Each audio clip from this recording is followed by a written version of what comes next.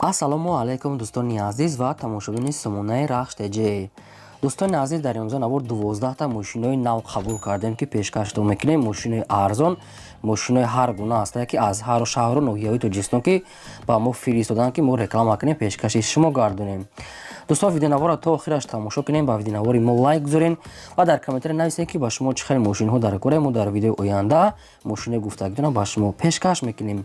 агар шумо мошини фурӯшии хона, замин, квартира, чизе ки барои реклама дорем, барои фурӯхтан, метавонем ки дар номерои имо ба мо рекунем. мо дар видеои оянда рекламаш мекунем.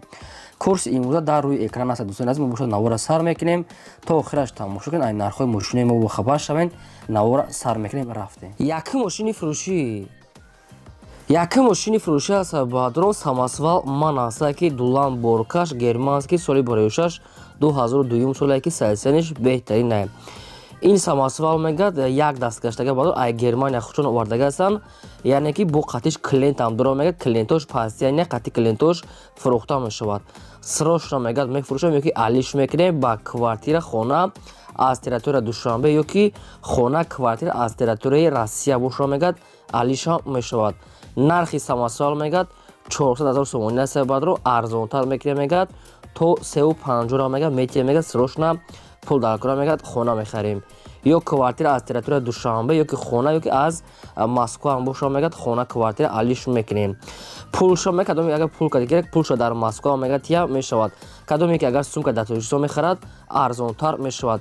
ин пастияне мегад клиент дора мегад амин самосвал, яъне ки аз Душанбе Қурған бор мебара мегад, пастияни клиент дорад. ҳамин клиентоша мегад хатиш бо метия мегад штоби кор кунанд. ина рақамоша дар поини видео аст, рақамои Россия ва рақамои дигаришам WhatsApp ҳардаш кор мерасад, рақамои Тоҷикистон. ин самосвал дар шаҳри Душанбе. кадоми шумо ки мехоҳед маромад занг занед ёки алиш кунед, агар вариантотона пешниҳод кунед. дигар мошини фурӯши навбатӣ аст баъдро мошинаи майда аст ки Daewoo Nexus соли бароишаш 1995 соле ки бензин газ ҳардаш кор мекунад. моторош 6 литраи коробкаш механика. мошин мега дар ҳолати хуби техникӣ қарор дорад. мошин мега пусидагӣ надорад, 4 электропакет кор мекунад. мошин мега срочно фурӯхта мешавад бо нархи 12000 сомонӣ. бо арзон ҳам мешавад. вариантҳои алиш аст. ягон тикои коробкаш автомат боша мегад, алиш мекунем, яъне ки бо хай дигаша маслиҳат мекунем. балонои Nexi мегад наваста 4 диска аст, хадавоям кадагиай. ин Nexi бардор 100% мега бе ягон камбудӣ дар шаҳри Душанбе қарор дорад. номери телефоншон дар поин навистага аст. вариантҳои алиши ба тикои автомат, кадоми сумкатон мегирад, арзон мешавад. балон нав, хадавои кадаги ҳамаш 100%. рақамошо дар поини видео маромад занг 950 сол. агар шумо давонхали мошинаи фурӯшии хона, замин, квартира ягон чи барои фурӯхтан ҳам хел дошта бошен, сурат маълумот ҳамаша нависта рӯ кунед. мо дар видео оянда фурӯшда рекламада албатта мегузорем. саи мошини фурӯши навбатӣ аст баъдро Opel Astra F аст ки дар кузофи седан соли бароишаш 1996 соле ки бензин газ ҳардаш кор мекунад. моторош простой 6 литраи коробкаш механика. сайстани мошин мегад бениҳоят тоза. мошин баъдро хеле ки дасти як одам дай. танировкаи мошин бурҷдага задни камера дорад. сета мегад телевизор дора мегад. дури мошина сета телевизор задаги аст. якта пешда, дутага ақиби скаменкода. магнитофонҳои оригинали худа ду дар пешаш электропакета люкам дорад. балонош мегад нав аст. нав мегад покришкоша мегад ай Москва овардем покришкои пачка. ҳуҷҷатҳои мошин қайд танировкаш уже бурҷдага ва дискаҳои мошин мегад дискаҳои инашане дигар диска метиҳад ки дискаҳои простой хуча мега метиҳем. ин дискаҳоша мегад наметиҳем ин дигар диска ай дигар мошина ин дискаҳоша мегиранд. мошин мегад бениҳоят тоза, хеле дасти як одам дай 100% бе ягон задаги пусидаги ҳамаш кагнада. нархи мошина мегад 35 та гуфтасем бо арзон ҳам мешавад. ин мошин дар ноҳияи Қабодиён қарор дорад. кадоме ки мехоҳад бо конкретна арзон муомила дорад, маромад занг занед. чорум мошини фурӯши навбатӣ аст баъдро ятага аст Opel Astra F аст ки дар кузофи хечбек соли бароишаш 1994 аст ки 1994 сол бензини холия. моторош 6 литраи коробкаш механика. мошин мегад дар ҳолати хуби техникӣ қарор дорад. мошин мегад камтар масъала мехӯра мегад дига ҳама ҷош 100%. хаяму мотороша як тачид мекунед, масъалахӯришам гум мешавад. 4 диска ва 4 балонои 70% дорад. салоншам тоза, магнитофонаш кор мекунад. мошин нахадо мегад, фақат камбудиш ҳамин ки кам масла мехӯрад, мегӯяд тамом 94 сол бензини холӣ. ин мошин дар ноҳияи шаҳри Туз қарор дорад, фурӯхта мешавад бо нархи 20 000 сомонӣ. бубардорон бо арзонтара мешавад. рақамҳои Россия ҳастанд. рақамҳои Россияда WhatsApp, имо пайваст доранд. кадом метавонед дар рақамҳошон занг бизанед, кадом мехоҳед дар WhatsApp, имошон қатишон суҳбат карда мисол савдо кунед. 20 000 сомонӣ дар ноҳияи шаҳри Туз, 94 сол, Opel Хечебек. маърамат занг занед. агар шумо ҳам хеле мошинаи фурӯшӣ хона замин бошад, сурат маълумот ҳама шароит кунед. намехоҳед мо фурӯшда реклама албатта мегузорем. панҷум мошини фурӯшии навбатӣ ҳастад. бародарон ВАЗ 21015 ҳастад ки соли бароишаш 1999 ҳастад ки 1999 сол ки бензини холия. моторош 1.5 литри простой, коробкаш механика, саистари мошин мегӯяд нахаду. 4 дискаҳои худаш 4.80%, 70% ам хел саистаина. салоншам тоза, инам хеле сини света бадарон. свети ам хеле синия. маълумотои пурраша нагуфтан, хай бо аниқ кадами мошин мегӯяд дар ҳолати хубай, не ки ягон маълумотои пурра дига додагӣ неста нашуд. хадавои ҳуҷҷат, задаги пуштаги чизо маълумот нестай. нархи мошин мегӯяд 10 000 сомонӣ ҳастад. бо ягон сум дига муомила мекунем. ин мошин дар шаҳри Душанбе қарор дорад. ВАЗ 205 10 000 сомонӣ. ина ба шумо вариантҳои бениҳоят хуб ки дар комментария хоҳиш кардам ки ВАЗ 21015 монем, ина бари шумо арзонад. рақамошон мегафон, маромад занг занед. шашум мошини фурӯшӣ ҳастад. баъдро Mercedes-Benz C-Class C-ка серебристи соли бароишаш 1994 ҳастад ки бензини холия 34 иш. моторош 1.8 литра, коробкаш автомата. мошин мегӯяд дар ҳолати хуби техникӣ қарор дорад. баъдро мошин мегӯяд нахада, ягон камбудиша нафта. инам хеле ранги стили объёмни кадагиан. 4 диска 4.80%, электропакет, салоншам тоза. мошин мегӯяд нахаду.